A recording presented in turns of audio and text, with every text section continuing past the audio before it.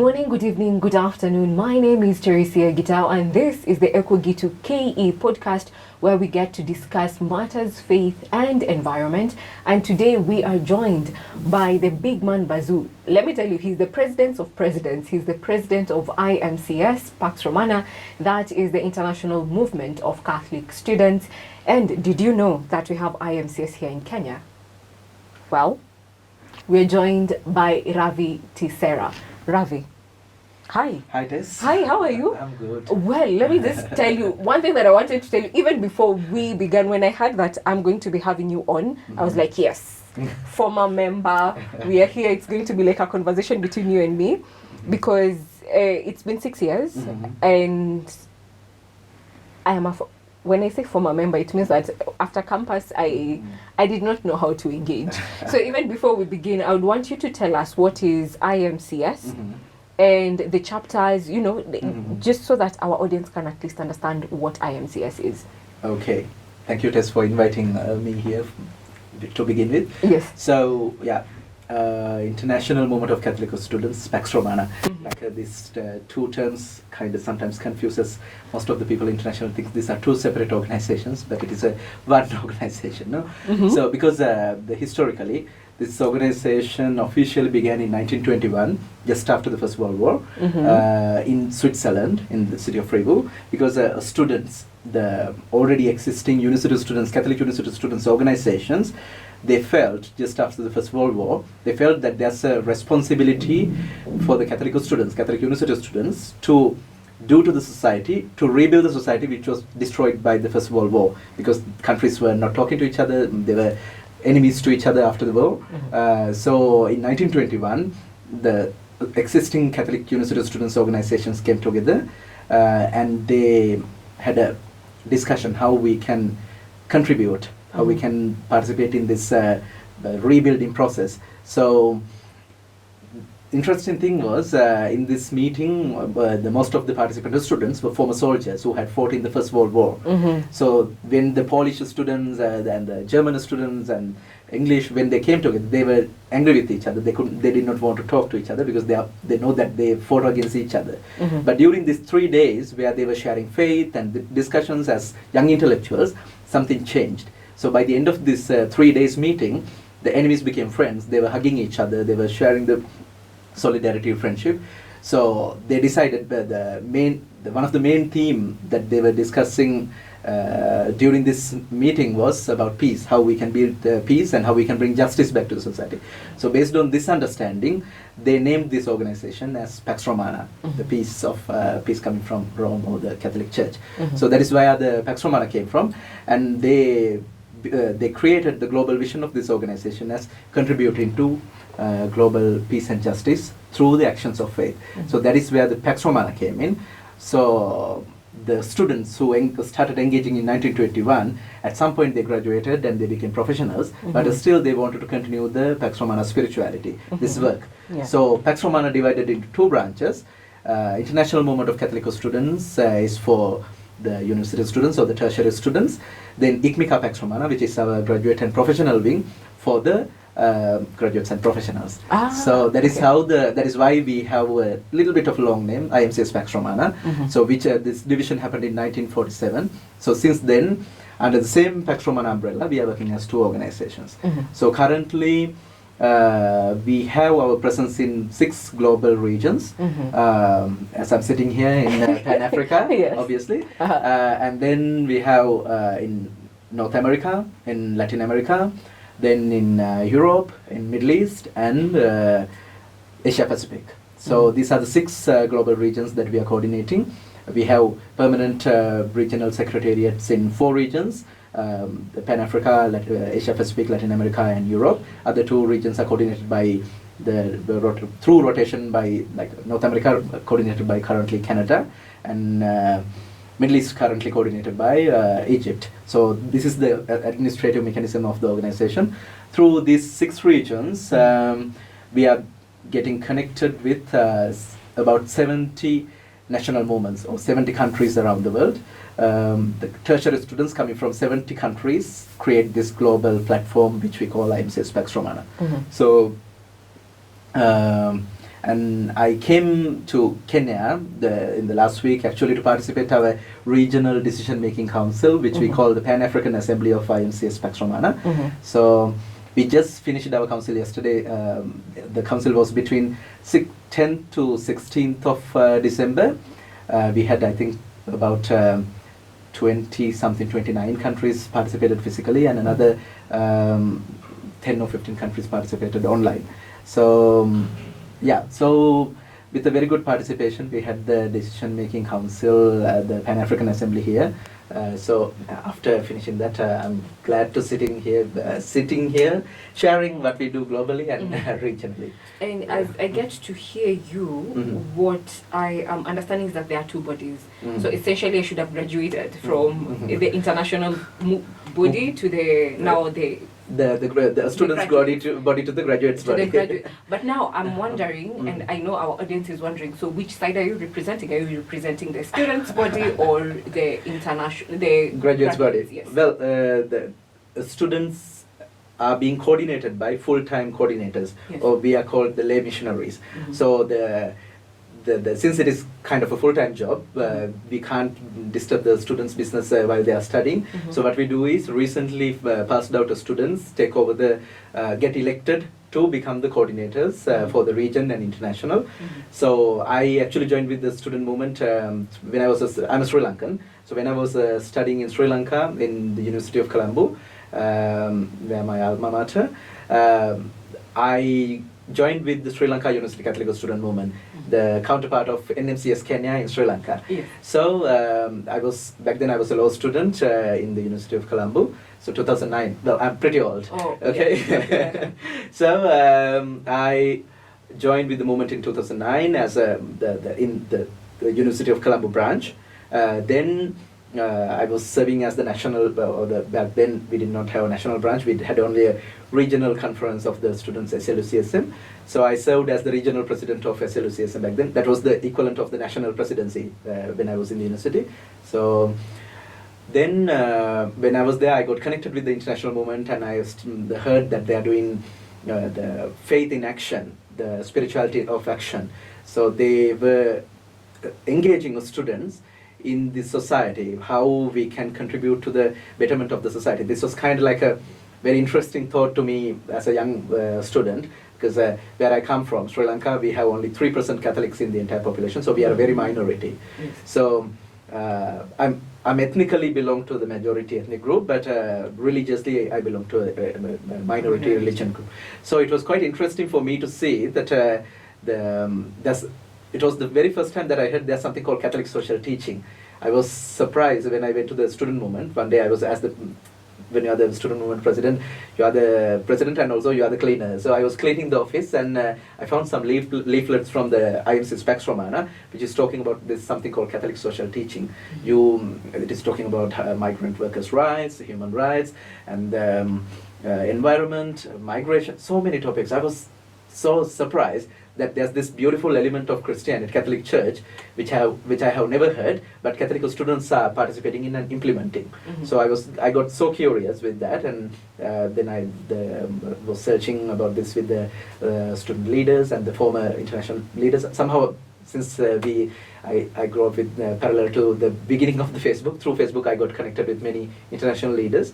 So I finished my studies in 2013. I graduated with my LLB in 2013, and then I went in Sri Lanka. We have to become a lawyer. You have to go to the law college. So from 2014 to 15, I finished my law college, and in 15 December, I gave my oath as a lawyer. So while this period, I was thinking what exactly I should be doing, because technically I'm going to be a lawyer, but I was not sure whether I can do the best for the society as a lawyer. Of course, lawyers are doing the quite a beautiful work all around the world, but I was a bit concerned because I was working for this legal aid organization called Lawyers for Human Rights and Development.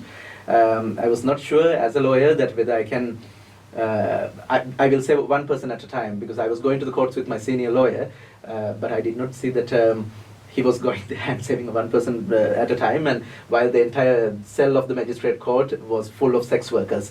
I felt so sad for those poor people, because it was very visible they were marginalized, they were like, the poverty was visible. These people did not know how to write their name. So I was thinking that where can I do a better job? Where can I actually feel that I'm contributing to the social change? So then I remembered the student movement globally is doing a beautiful work. So then when I contacted my seniors, I heard that the regional Asia Pacific elections are coming for IMCS. If I'm interested, I can run for the election. So in 2015, while waiting for my license as a lawyer, I ran for the student movement election, because I was just passed out a student. So I was allowed to run for the position. So 2016 January, I went to Philippines, Manila, where our Asia Pacific Secretariat is. So I took over the mission as the Asia Pacific Coordinator. So from 2016 to 2019, I served as the Asia Pacific Coordinator. Then 2019, I came to Africa, in Zambia, Lusaka, where we had our World Assembly, where the highest decision-making council happens. In 2019, I got elected as the international president. So since 2020 until next year, 2023, I have got a 4 years mandate. So I'm serving as the international president. So this is my story plus this momentum story.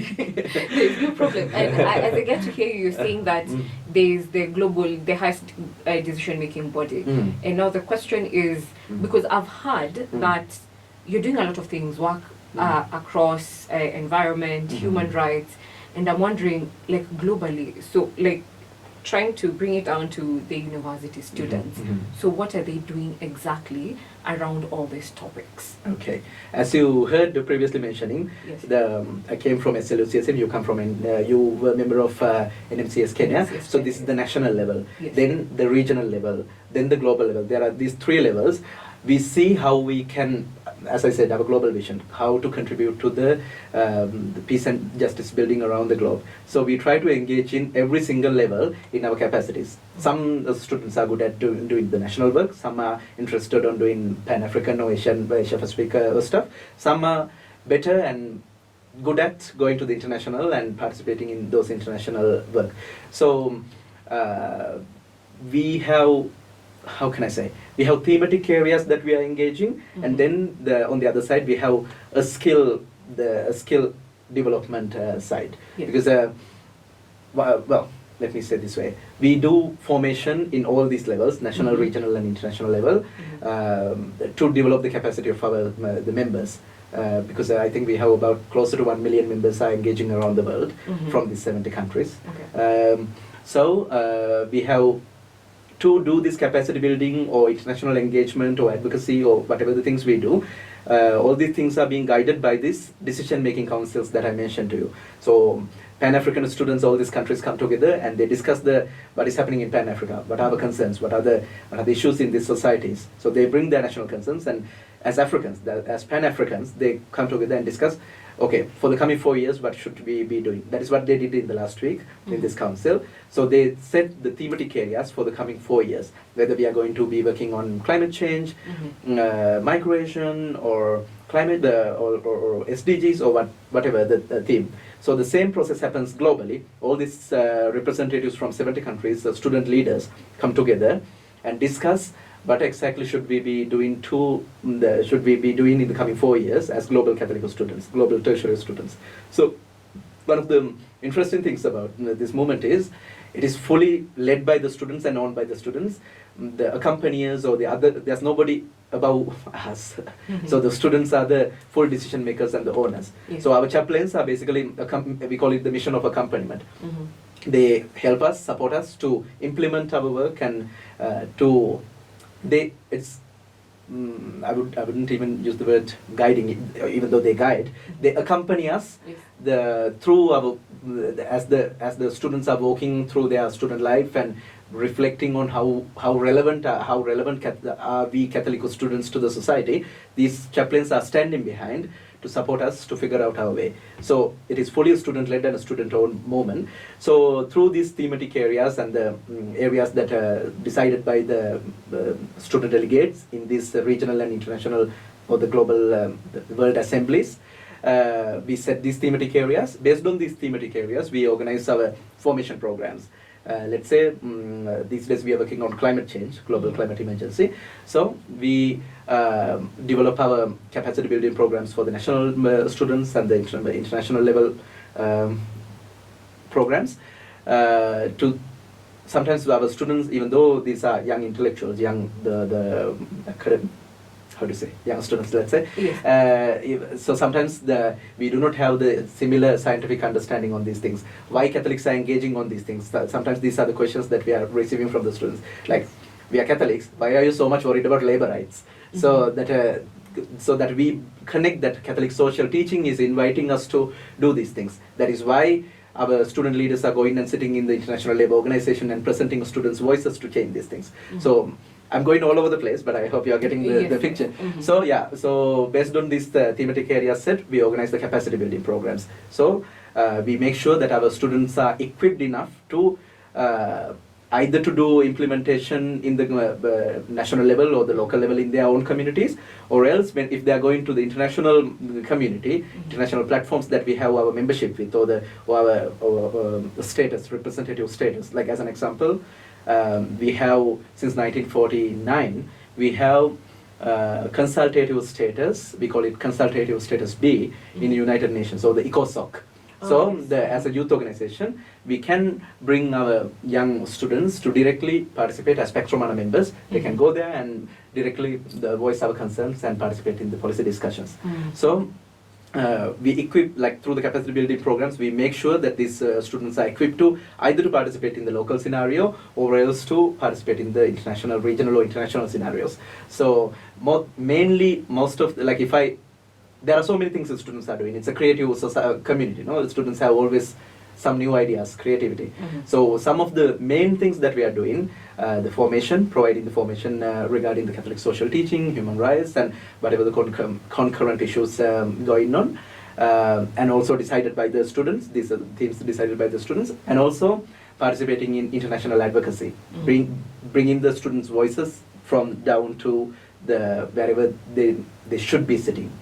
Other than these things, through this, how do you say, we call it pedagogy building. When you bring these young intellectuals together from all corners of the world, you create new ideas. Always, given the platform, young people are so good at creating pedagogy. So creating new ideas, new understanding about the issues that we are facing. So that is also one of the things that we cherish as an international student movement. I don't know how to break down in English because my first language is not the English. I totally understand. So anyhow, these are the things that we are doing. So thematically that we have been on and off engaging. Climate change, we have been continuously engaging since the foundation. 1921 there was no climate change, but we have been engaging on the environmental activism since back then, because we have quite a big presence of, we are quite, I assume it is the correct term, we are quite a strongly present in the global south. So that during the colonization and all these things, the environmental concerns were quite high. So since the beginning of this organization, we have been engaging in the environmental concerns. Now it has been converted into climate change or the global climate emergency. So that is a ongoing issue that we have been always engaging. And other than that, in general, while we are being guided by the Catholic social teaching, we take the human rights approach as a blanket approach for all of our whatever the initiatives or activities we are doing. So the human rights approach and the Catholic social teaching are hand in hand guiding our work. So, and also one of the things is, even though I said that we started in 1921, before 1921 there was a previous effort from the Catholic Global Tertiary Students in 1887 to build a similar organization. So, but this organization did not sustain for more than 10 years. But one of the interesting things these students did was in 1891, when Pope Leo XIII wanted to draft the first papal encyclical, because Laudato Si, this, how do you say, everybody knows Laudato Si, no? So the Laudato Si is it's one of the famous papal encyclicals or one of the latest inclusions to Catholic social teaching. But the very first Catholic social teaching document is called Rerum Novarum, which is speaking about the labor rights or the conditions of the workers, which was published in 1891 by Pope Leo XIII. The think tank, the people who were the drafting committee or the ones who contributed to this document were the Catholic students in 1891. Our predecessors to Pax Romana, or our Catholic tertiary students were the ones who contributed to the first Catholic social teaching document, which is Rerum Novarum. So until since the beginning until today, we have contributed to the Catholic social teaching, and also we have been nourished by the Catholic social teaching. So we take quite a lot of pride about that. So I just wanted to brag about that in this podcast.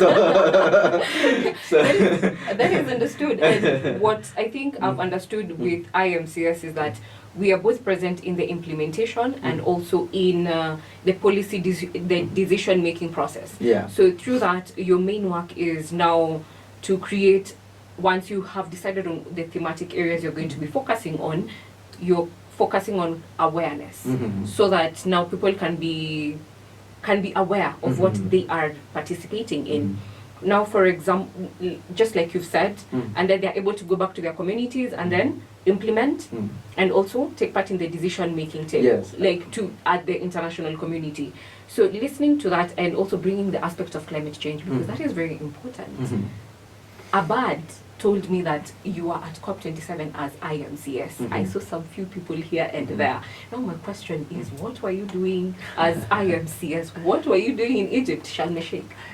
Well, as I said, we have been continuously engaging in the climate change action and the environmental action. No? So this is an ongoing, like it doesn't look like it is going to end. So we have to keep engaging and keep bringing the youth voices, the students' voices into these platforms where we are being shunned out. We are being like in a way that, like, I don't know whether it is fair to say, but as a student leader in the international level, I feel that there's more faking than actually welcoming our voices. So even when it comes to COP27 or any other platforms, we have quite a lot of criticisms that these people, like, we are spending quite a lot of our time, energy and resources to go to these platforms and give our concerns and the request that let's do something, that we are in grave danger. Like Laudato Si is inviting everybody to, like, people of goodwill to participate in this thing and save our the God-given world.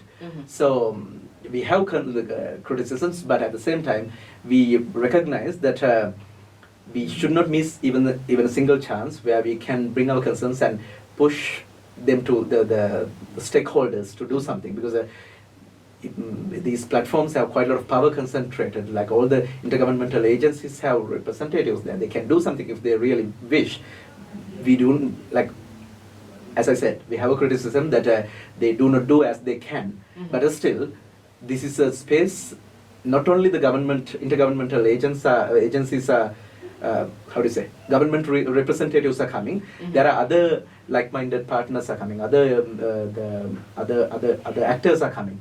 So we can voice our concerns to the government, the agencies and intergovernmental agencies, and at the same time we can connect with the like-minded organizations like SINESA or with our interfaith partners. So in Sharm el-Sheikh, actually, our Secretary General Vic Tayate, who is a Ghanaian, who's a Pan-African citizen, was representing there on behalf of the Global Catholic Tertiary Students, and also our sister organization, International Youth, IYCS, International Young Catholic Students.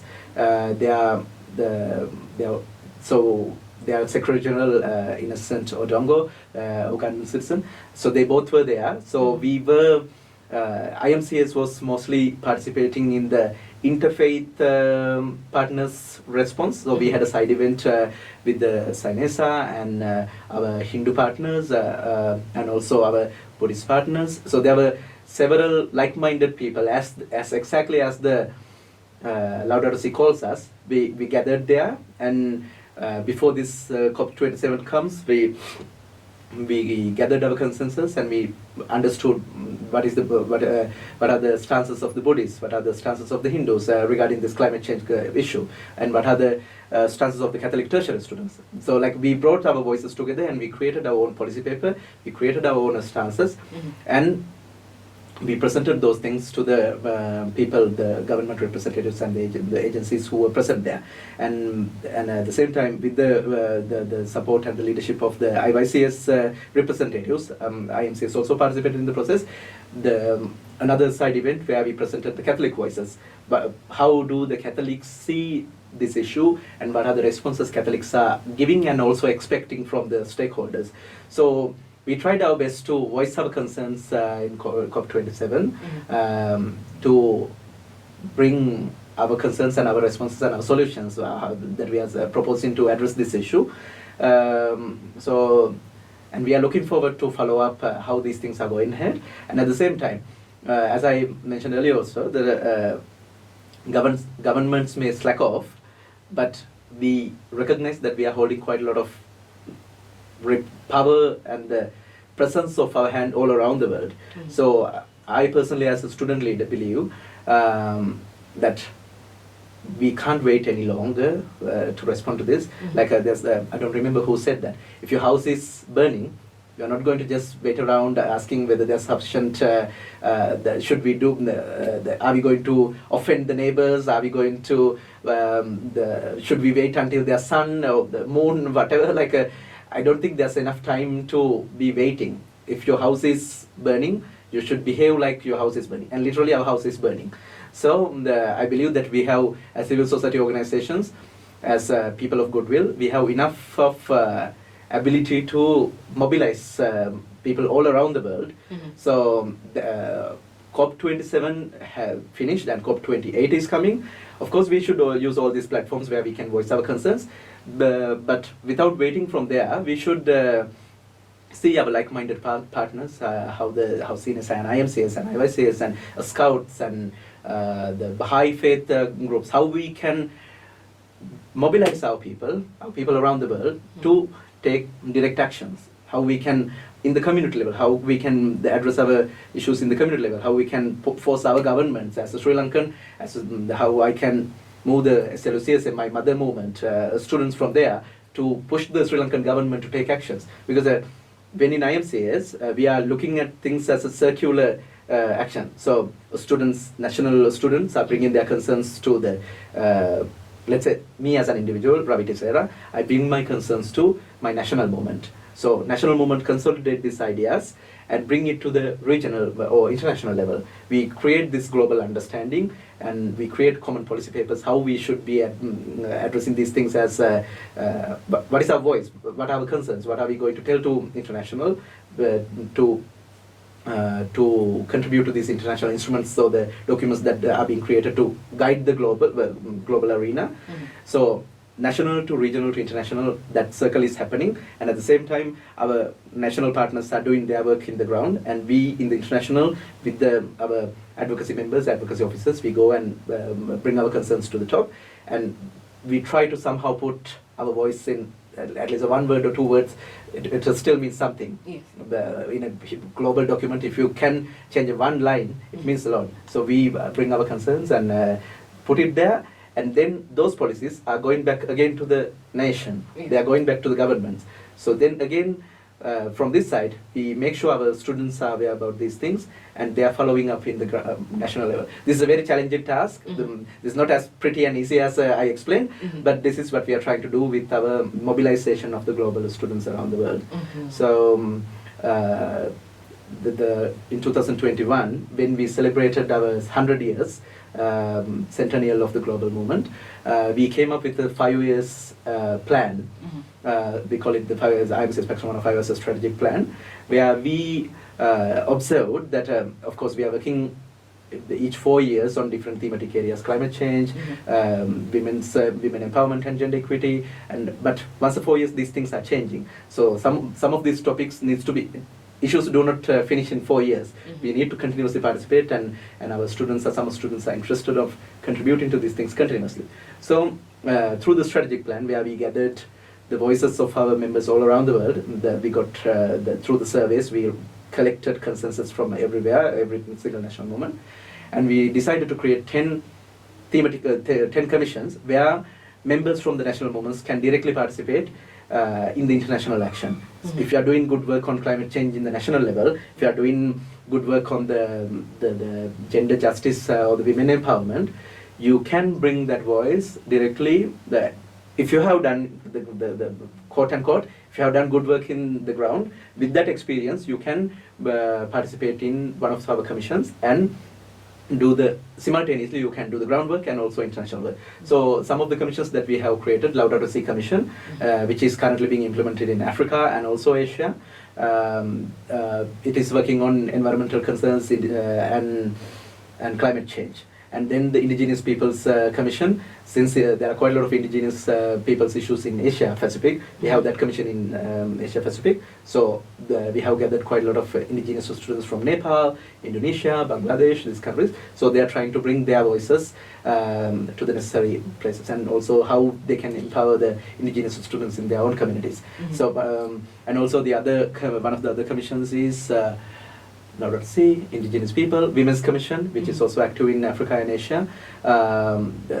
We call it Women's Commission, but it is Women Empowerment and Gender Equity Commission. So that knowledge building and direct engagement. Mm-hmm. So there are this kind of commissions, and also internationally we created this commission called Juris Commission, where the law students can engage, because we have quite a lot of judges, lawyers who came out of this movement, who are really willing to accompany these younger students to how law students can specifically be contributing to the growth of legal documents, like a specific work as law students. And yesterday we were discussing with the medical students how the Catholic tertiary medical students can come together and do something. So slowly we are creating commissions by commissions, so that individuals who have expertise and interest can directly come and participate in these things. Okay. Capacity building programs. We are doing online and offline online programs and also offline programs. During COVID, not to abandon the student community around the world, we have started implementing quite a lot of capacity building programs. Mm-hmm. So one of the ongoing programs in both Asia and Africa, which are the most active regions of the IMCS Pax Romana, which we call it CLAP, Continuous Learning and Action Program. So whatever the topics that a student believe need to be discussed, let's say the women's issues in the African region. So we bring experts from different organizations who are working on this, and they give inputs, and the students discuss together. It is not only lecture type, workshop model, and where we can build something together. So these capacity building programs continuously going on. So these are opportunities where the students can really learn from the experts, and also peer-to-peer learning. Like some of the beautiful programs that I heard about during these capacity building programs, when the students were sharing some very nice program. That was the first time that I heard about a program in Kenyan students movement. Mm-hmm. They had done something called peace units, where they were building the capacity of the students to engage in the peace dialogues between the communities, because I heard there are so many communal the issues and the tribal issues. So peace units project which was implemented in Kenya. So I heard about this program during a CLAP online session. So the beautiful thing is, the students from other countries where there are similar issues, they can copy and paste these programs in those countries. Other than the experts' inputs, peer-to-peer learning. So through the commissions, they get to participate in advocacy and things like that directly, and the capacity building programs. And also that we looking at this as students' organization. So the formation plays quite a vital role. So we during the centenary decided that we need to establish training centers around the world. We call them, we jokingly call it the third baby of Pax Romana family, the Pax Romana Institutes. So currently we are working on establishing 3 centers.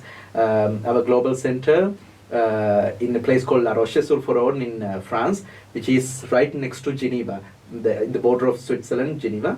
So it's like 25 kilometers to United Nations. So our plan is to use the geographical advantage of being in the vicinity of Geneva to bring dedicated students, high-performing students who are interested on advocacy and intergovernmental agencies, how these things are working, how we can participate to bring our human rights issues to there, all those things. So we are going to start our advocacy physical trainings in that place. We call it Young Professionals Advocacy Training Program. So that already we have moved there. Currently we are setting up the training center. We call it Pax Romana Centennial Center, PRCC. So that will be in France, closer to Geneva. So that place will be giving mostly advocacy trainings and also about learnings about Catholic social teaching, liberation theology, because IMC's Pax Romana has a lot to do with liberation theology also, because students and our chaplains have contributed quite a lot. Like may he rest in peace, the recently passed out Father Albert Nolan from South Africa, one of the main components of pioneers of black theology, or the African theology, which was used to fight against apartheid movement in apartheid government in South Africa. So this kind of knowledge that is available to student movement will be shared through this the PRCC. And then we are building another one we call IYTC, International Youth Training Center, in the city of Chiang Mai in Thailand, which is in the indigenous territory. So the indigenous knowledge, indigenous spirituality, how these things can be contributing to climate change and environmental preservation, because the indigenous people are carrying quite a lot of indigenous wisdom. So how these things can be harnessed in the benefit of the students who are coming from around the world. So IYTC will be focusing on those things, and also the leadership building and so many different things, because it's quite a big center. And since I believe that our students and colleagues will hear about these things, we are going to have our World Assembly in this IYTC next year, in 2023 July.